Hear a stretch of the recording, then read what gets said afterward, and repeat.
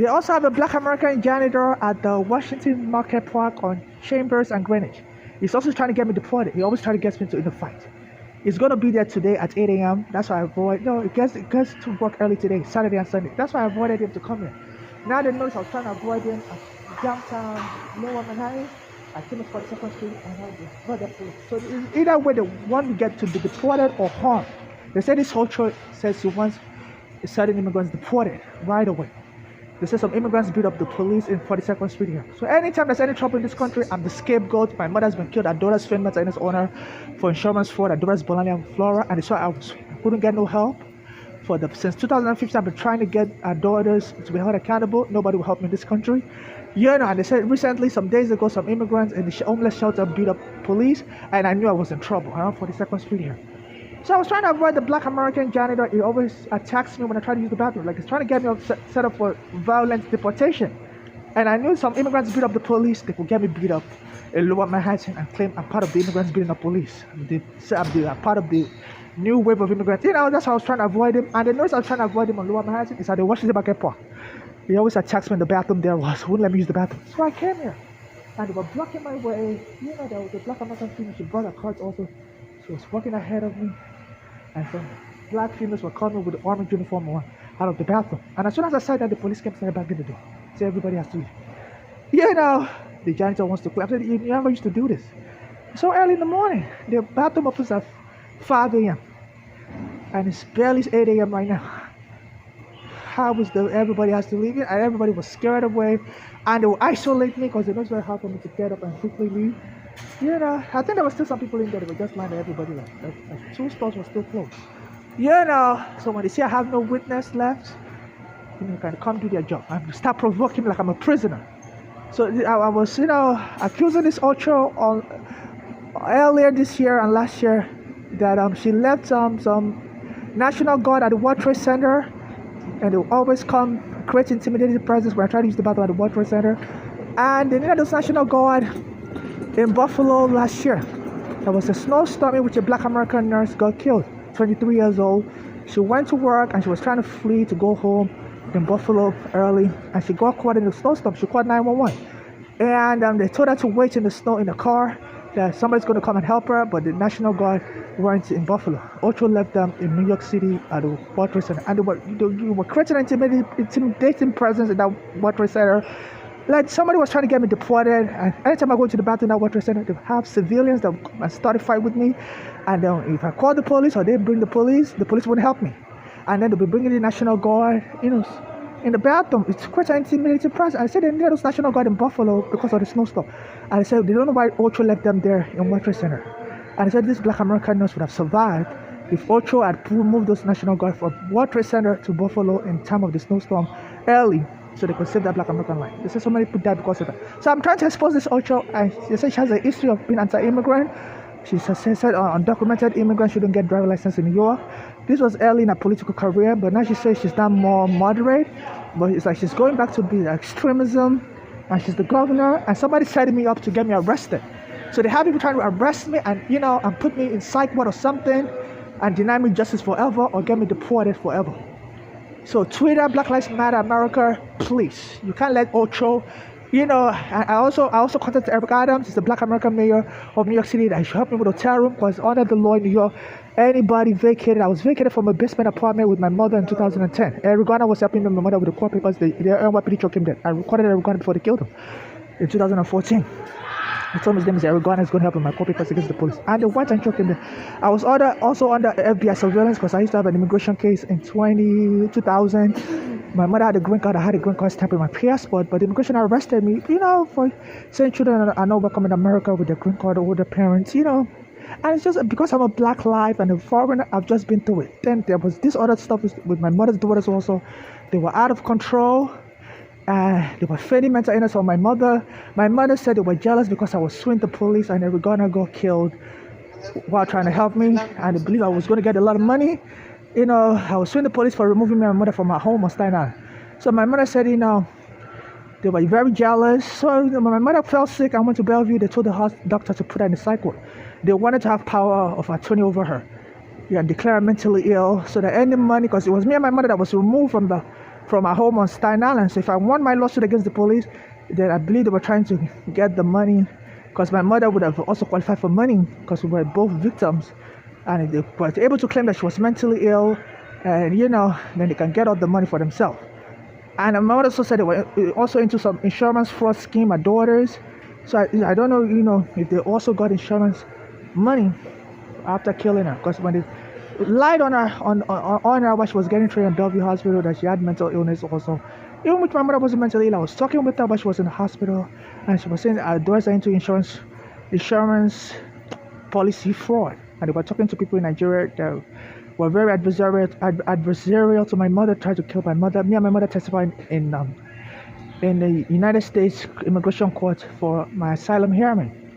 I even brought handwritten notes from my mother from Nigeria in 2000, which she wrote in my child Bible that somebody choked her in Nigeria, tried to kill her, and the police in Nigeria didn't help her. I gave that handwritten note. It was in my Bible. I gave it to the U.S. Immigration. It's in my file now. And my mother said our daughters were so prefixed, were so obsessed with talking with these people that was trying to kill my mother in Nigeria.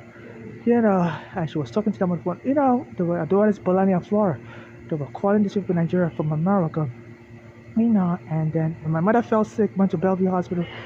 My mother was actually staying with one of her daughters in Pennsylvania, but she was being abused, so she came to New York to get treated for heart disease. And the daughters followed her, Bolani and Flora, from Pennsylvania. She didn't tell them what hospital she was in, and she was really shocked. She was like, she also felt that they might be a member of a gang, and they were, because sometimes a lot of gangs, if they ever had problem with the law, and they would choose to become informants with the FBI, and they would have access to people's surveillance.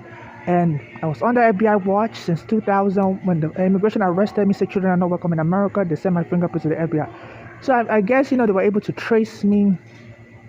The FBI has me on surveillance, so anybody I was talking with would be under surveillance also. Eric Garner was trying to help me in 2014 with my court papers. I recorded Eric Garner. Within weeks, he got choked dead, and they wouldn't let me testify in court. So, I'm not allowed to use the bathroom. It's like they're setting me up for possible deportation, or or want me killed, like my mother's daughter killed a fake mental illness owner. And my mother, came from Pennsylvania here to this Port Authority station in 2015 to escape her daughters, and she had a heart attack here, and they took her to Bellevue Hospital. And then daughters came from Pennsylvania here and told the hospital to put her in the psych ward. So they try to traumatize me.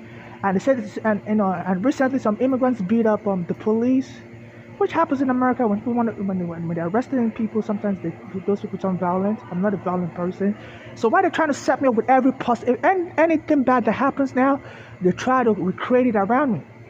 There was a time a Spanish female beat up a Black American male here in Manhattan. Said the Black American male she believes he stole a cell phone in a Manhattan hotel. The boy was like 12 years old.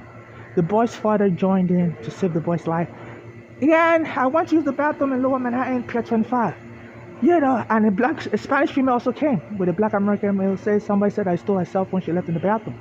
And I immediately called the police. And they were she was blocking from calling the police.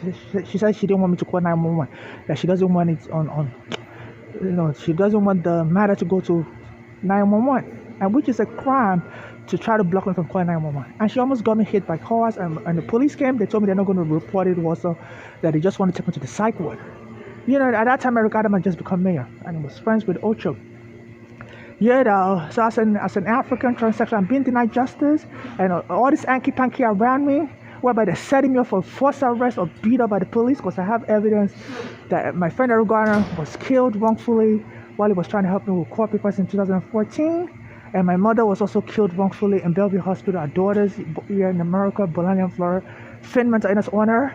And as a whistleblower, anytime anything happens, and this Ocho says she wants immigrants deported, I'll be the next target. So I'm being targeted again. They said some immigrants beat up police as they were being arrested. And Ocho said she wants them deported. And as soon as I came into the bathroom, they shut the bathroom down. The female bathroom I was in, and brought the police. They don't do that. Even the male bathroom left it open. They don't bring the police, It was early morning. People are still, traveling and stuff. So, and they have the janitors there. That's why they're cleaning 24/7. They never have to bring the police to make you leave. As soon as I got in, they brought the police and they were banging on the door, telling me to leave. I was still using the bathroom. So they rendered me unsanitary. They want to ridicule me, humiliate me like an African slave. And this also should be under investigation. Adams should be under investigation. My mother's daughter should be under investigation. I called the Nigerian embassy also. They wouldn't help me. But they help the American government. If a Nigerian defrauds a white American, they will bring the Nigerian here to America to answer for justice. So if the Nigerian government believes in the American justice system, why didn't they help me when I was put in the psych ward and choked by the police in 2019? Why the Arigona family was in court trying to get the Arigona killer removed from the police force?